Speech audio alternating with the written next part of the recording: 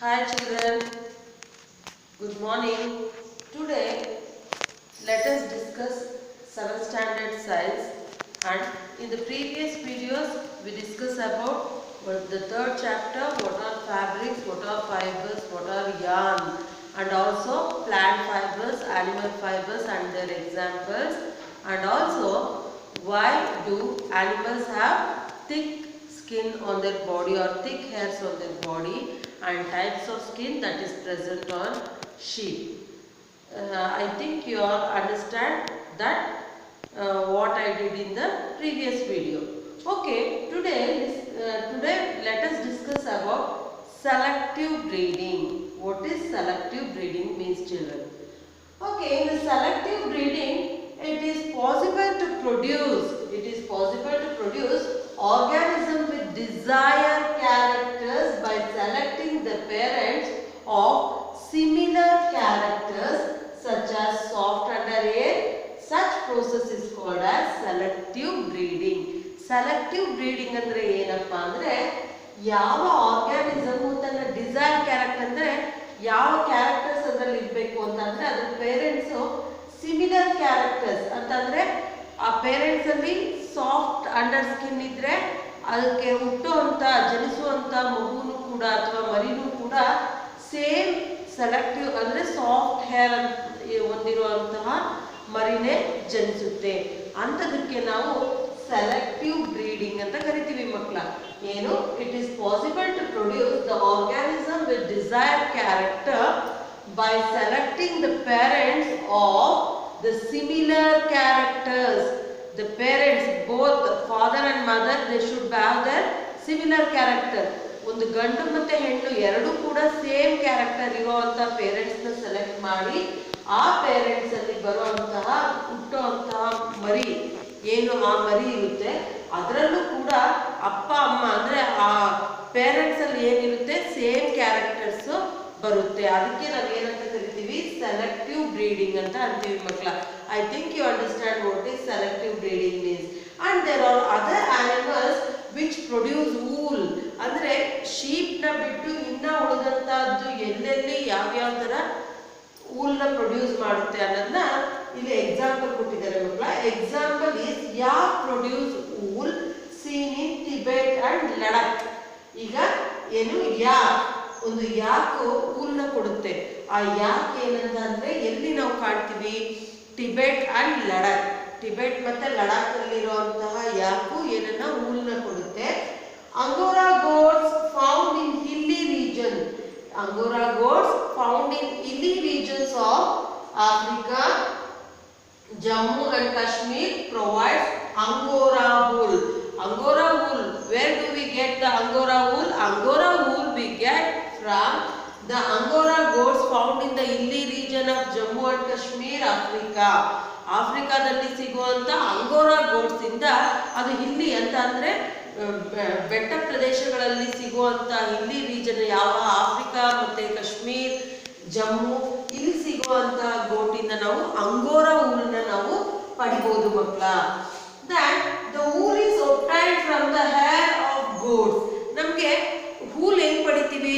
ವೂಲ್ನ ನಾವು ಹೇಗ್ ಪಡಿತೀವಿ ಅಂತಂದ್ರೆ wool is obtained from the hairs of goat. ಅದರ ಕೂದಲು ನಾನು ಹೇಳಿದ್ನಲ್ಲ ಚರ್ಮ ಮೇಲ್ಗಡೆ ಆ ಕುರಿಯ ಕೂದಲುಗಳು ಇರ್ತದಲ್ಲ ಆ ಕುರಿಯ ಕೂದಲಿಂದ ನಾವು ವೂಲ್ನ ಪಡಿಬಹುದು. And the under hair of Kashmir goats is very soft. Kashmir goats is having the under soft hair and it is used to make fine shawls. From these they made the fine shawls called Pashmina shawls. Pashmina shawls is made out of very soft skin, that is the hair of wool called Kashmiri goats. Kashmiri goats na ತುಂಬಾ soft ವೂಲಿಂದ ಮಾಡುವಂತ shawl ನ pashmina shawls ಅಂತ ಕರೀತಾರೆ. ಇದು questions exam ಅಲ್ಲಿ ಬರುತ್ತೆ. ಈ ತರ ಕ್ವಶನ್ಸ್ ಗಳನ್ನ ಎಕ್ಸಾಮ್ ಅಲ್ಲಿ ಆಲ್ಮೋಸ್ಟ್ ಕೇಳುವಂತದ್ದು ಮಕ್ಕಳ. Where do from which type of wool the Pashmina shawls are made? The Pashmina shawls are made out of soft hair present in the ಯಾವುದು Angora goats. The Angora goats which is found in Kashmir. ಕಾಶ್ಮೀರಲ್ಲಿ ಸಿಗುವಂತ goats ನ ಆ ಊಲಿಂದ ಮಾಡುವಂತದ್ದು Pashmina shawl. Got this children? Okay, in South America, animals such as llama and alpaca provides wool. Not only in Kashmir and Jammu and Kashmir, in South America also. In South America, we find some animals called llama and alpaca. The animal's name is children alpaca and llama provides wool. ಇದು ಕೂಡ alpaca south ಅಮೆರಿಕಾದಲ್ಲಿ ಸಿಗುವಂತಹ ಅಲ್ಪಾಕ ಮತ್ತೆ ಲಾಮನು ಕೂಡ ನಮಗೆ ಏನನ್ನ ಕೊಡುತ್ತೆ ಮಕ್ಕಳ? wool ಅನ್ನ ಕೊಡುತ್ತೆ. and angora rabbits also provides wool. Angora goat ಕೂಡ ನಮಗೆ ಏನನ್ನ ಕೊಡುತ್ತೆ? ಅಂಗೋರಾ ರಾಬಿಟ್ಸ್ ಕೂಡ ನಮಗೆ wool ಅನ್ನ ಕೊಡುತ್ತೆ. Angora rabbits provide wool as well as alpaca and the llama of South America also provides wool. wool ಅನ್ನ ಯಾವ್ದು ಕೊಡುತ್ತೆ? ಸೌತ್ ಅಮೆರಿಕಾದಲ್ಲಿರುವಂತ ಅಲ್ಪಾಕ ಮತ್ತೆ ಲಾಮಾ ಅನ್ನುವಂತ ಪ್ರಾಣಿಗಳಿಂದನೂ ಕೂಡ ನಾವು wool ನ ಪಡಿಬಹುದು ಮಕ್ಕಳ. ಮತ್ತೆ ನಾವು ಅಂಗೋರಾ ರಾಬಿಟ್ ಗಳಿಂದನೂ ಕೂಡ ನಾವು ಏನನ್ನ ಪಡಿಬಹುದು? wool ನ ಪಡಿಬಹುದು. I think you understand still here. Is it not, children? Okay, let us move on for the next. Here, the processing of fibers into the wool. Another one is the processing of fibers into wool. For wool in the fibers na hege ಮಾಡ್ತೀವಿ, ಆ long process ಯಾವ್ಯಾವುದು ಅನ್ನೋದನ್ನ ಇಲ್ಲಿ ತಿಳ್ಕೊಳ್ಳೋದ ಮಕ್ಕಳ. The wool which is used for knitting sweaters or for weaving shawls is the finished product of a long process that involves 6 steps. ಅಂದ್ರೆ ನಾವು sweater ನ knitting ಅಂತ ಕರೀತಾರೆ. ನಿಟ್ಟಿಂಗ್ ಅಂತ ಅಂದ್ರೆ ಒಂದು ಲಾಂಗ್ ಒಂದು ಸಿಲ್ವರ್ದು needle like rod is there. Long needle ತರ ಇರುತ್ತೆ, ಅದನ್ನ ನಿಟ್ಟಿಂಗ್ ಅಂತ ಕರಿತೀರಿ. ಮತ್ತೆ ಕ್ರೋಶಾ ನಿಟ್ಟಿಂಗ್, ಅದರಲ್ಲಿ ಸ್ವೆಟರ್ಸ್ ಮತ್ತೆ ಶಾಲ್ಸ್ ನ ಮಾಡುವಂತದ್ದು. The wool which is used, ಯಾವ wool, that is woolen which is used for knitting sweaters or weaving shawls ನ ಹಾಕ್ಲಿಕ್ಕೆ ಅಥವಾ ಸ್ವೆಟರ್ಸ್ ನ ಮಾಡ್ಲಿಕ್ಕೆ ಬಳಸುವಂತಹ wool ನ ಏನು, it is the finished product of long process. ಅದು ಆ wool, ನಿಮ್ಗೆ ಆ ಉಲ್ಲನ್, ನೀವೇನು ಉಲ್ಲನ್ನ ದಾರ ಅಂತ ಏನ್ ಕರಿತೀವಿ, ಆ ಉಲ್ಲನ್ ದಾರ ನಮ್ಗೆ ಸಿಗ್ಬೇಕು ಅಂದ್ರೆ ಅದು 6 ಪ್ರೋಸೆಸ್ಗಳು, ತುಂಬಾ ಲಾಂಗ್ ಪ್ರೋಸೆಸ್ ಬರುತ್ತೆ. ಆ ಲಾಂಗ್ ಪ್ರೋಸೆಸ್ ಯಾವ್ದಪ್ಪ ಅಂತಂದ್ರೆ ಅದು 6 ಸ್ಟೆಪ್ ನ ಹೊಂದಿರುತ್ತೆ. ನಮ್ಗೆ ಸ್ವೆಟರ್ ಮಾಡಬೇಕು ಅನ್ನೋ ಅಷ್ಟಕ್ಕೆ ಆ ಹುಲ್ಲಿಂದ ನಮ್ಗೆ ಸಿಗುವಂತ ಈ ಪ್ರಾಣಿಯ ಆ ತುಟ್ಟದಿಂದ ಬರುವಂತ ಹುಲ್ಲಿಂದ ಮಾಡ್ಬೇಕಾಗಿರುವಂತ ದಾರ ಬರ್ಬೇಕು ಅಂದ್ರೆ ಅದನ್ನ ನಾವು ಎಷ್ಟು ಈಸಿಯಾಗಿ ಸ್ವೆಟರ್ ಹಾಕ್ಬಿಡ್ತೀವಲ್ವ ಮಕ್ಕಳ. ಆ ಸ್ವೆಟರ್ಗೆ ದಾರ, ಆ ಹುಲ್ಲನ್ ಏನಿದೆ ಆ ಹುಲ್ಲನ್ ಹಾಕ್ಬೇಕು ಅಂದ್ರೆ 6 ಪ್ರೋಸೆಸ್ಗಳು, 6 ಕ್ರಿಯೆಗಳು ನಡಿಬೇಕು. ಯಾವ್ದ್ಯಾವ್ದು 6 ಕ್ರಿಯೆಗಳು ಅನ್ನೋದನ್ನ let us see here. First one is sharing. What do you mean by sharing here, children? The fleece of the sheep along with the thin layer of the skin is removed from the body. This process is called as sharing. I already told in the previous videos what do you mean by fleece. Fleece ಅಂದ್ರೆ ಆ ಕುರಿಯ ಮೇಲ್ಗಡೆ ಇರುವಂತಹ ಕೂದಲಿಗೆ fleece ಅಂತ ಕರಿತೀವಿ. The fleece of the sheep along with the thin layer of skin. ಬರೀ ಕೂದಲು ಮಾತ್ರ ಅಲ್ಲ, ಕೂದಲು ಜೊತೆಗೆ ಸ್ವಲ್ಪ ಚರ್ಮವನ್ನು ತೆಗೆಯುವಂತದಕ್ಕೆ ಏನಂತ ಕರಿತೀವಿ? is called sharing. What do you mean by sharing? Means the removal of thin layer of skin is called from the body of the sheep is called as sharing. You understand, children? ಕೂದಲು ಜೊತೆಗೆ ಸ್ವಲ್ಪ ಚರ್ಮದ ಜೊತೆಗೆ ಕೂದಲನ್ನು ತೆಗೆಯುವಂತ ಕ್ರಿಯೆಗೆ, ಕುರಿ ಮೇಲಿರುವಂತ ಚರ್ಮದ ಜೊತೆಗಿರೋ ಕೂದಲನ್ನು ತೆಗೆಯುವುದಕ್ಕೆ ಶೇರಿಂಗ್ ಅಂತಾರೆ. ಇದು ಮೊದಲನೇ ಪ್ರೋಸೆಸ್. ಆ ತರ ಫಸ್ಟ್ ಏನು, ಕುರಿ ಮೇಲಿರುವಂತ ಚರ್ಮದ ಜೊತೆ ಇರೋ ಕೂದಲನ್ನ ಫಸ್ಟ್ ತಕ್ಕೋಬೇಕು. ಇದನ್ನ ಶೇರಿಂಗ್ ಅಂತ ಕರಿತೀವಿ. In the second process is scouring. called as cowring, and the shared skin with the hair is thoroughly washed in tanks to remove the grease, dust and dirt. This is called as cowring. Second process is what the shared wool ಅಂತಂದ್ರೆ ಯಾವುದು sharing ಅಂತಂದ್ರೆ ಆ removal. ಕುರಿ ಮೇಲ್ಗಡೆ ಇರೋ ಚರ್ಮನೇನೋ first ನಾವು ತಕ್ಕೋತೀವಿ. ಆ ತೆಗೆದಂತದ್ರ ಮೇಲೆ ಈಗ ಕುರಿ ಎಲ್ಲೆಲ್ಲ ಒದ್ದಾಡಿರ್ತದೆ, ಕುರಿ ಕುರಿ ಮೇಯ್ಬೇಕಾದ್ರೆ ಮನಗಿರುತ್ತೆ, ಆಗ ಅದ್ರ ಮೈ ಮೇಲ್ಗಡೆ ಎಣ್ಣೆ ಆಗಿರ್ಬೋದು, ಧೂಳಾಗಿರ್ಬೋದು, ಡಸ್ಟು ಎಲ್ಲ ಆಗಿರ್ತದೆ. This should be washed in the thanks.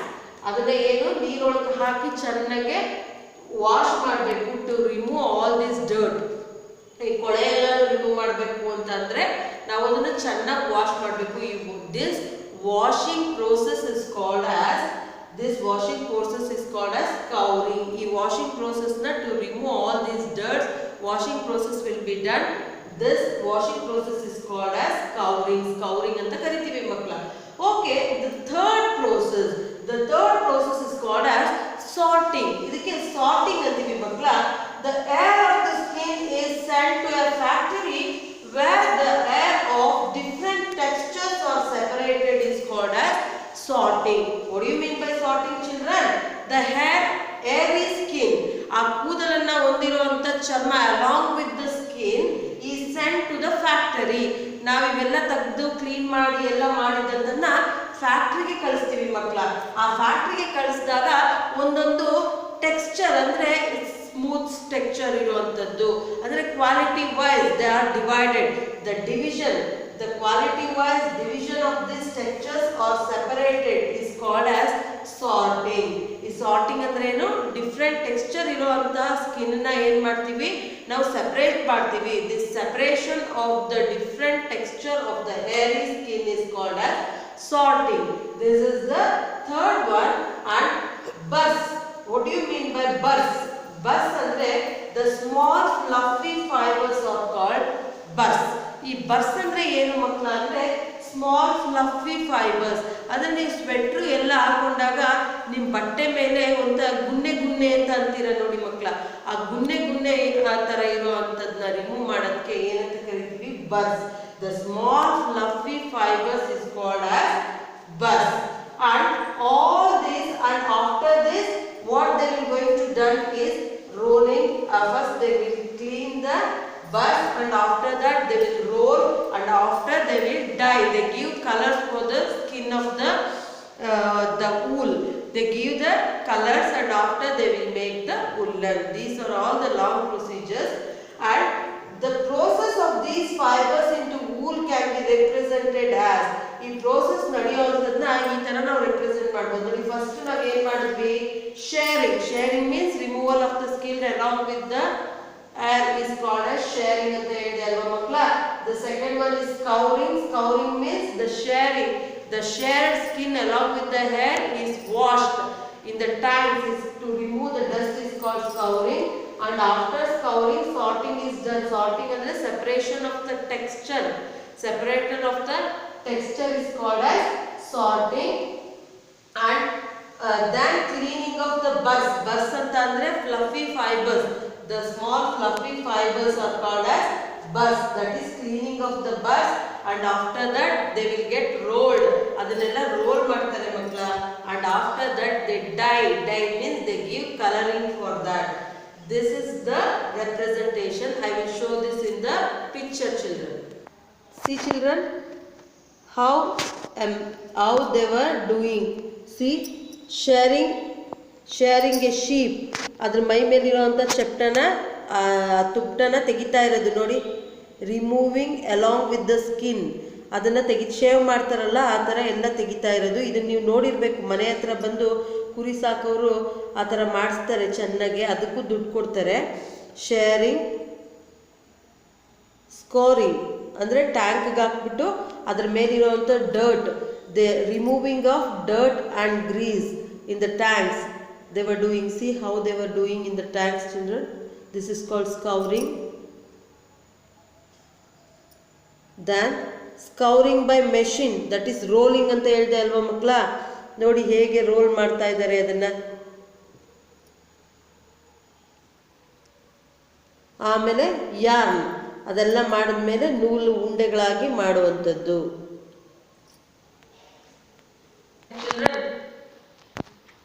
Did you observe the picture in the textbook, children? This is the procedure how the wool is, the fibers into wool are made. Okay children, I think you understand. What I did today is selective breeding. Where are the sheep found? from where the wool is get from different animals like Angora, alpaca, rabbit, Kashmiri shawls, how they prepared, that is the Pashmina shawls, how they are made, and the long procedure, that is the 6 long steps to prepare the fibers into wool. I think you understand till here. I will continue the next in the next period, that is the next videos. Until then, thank you children.